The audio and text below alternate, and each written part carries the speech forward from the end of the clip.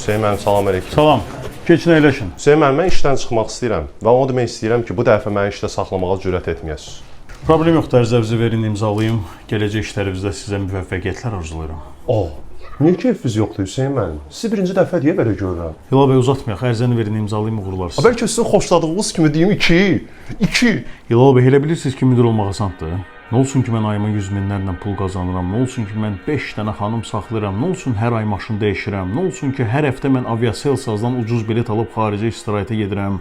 Amma xoşbəxtlik bunda deyil. Mən ailəmə vaxt ayıra bilmirəm. Hüseyin müəllim, çox üzr istəyirəm, siz evli deyilsiniz axı. Çox təəssüf ilə bildirmək istəyirəm ki, sizin kimi diqqətli, professional, qayğıkeş, empatiyası yüksək səviyyədə olan bir əməkdaşla yollarımı ayırmağa məcburiyyəti məni pərişan edir. Hilal bəy, mən qaydasında deyiləm. Hüseyin müəllim, niyə axı? Nə üçün? Atlansın dökün!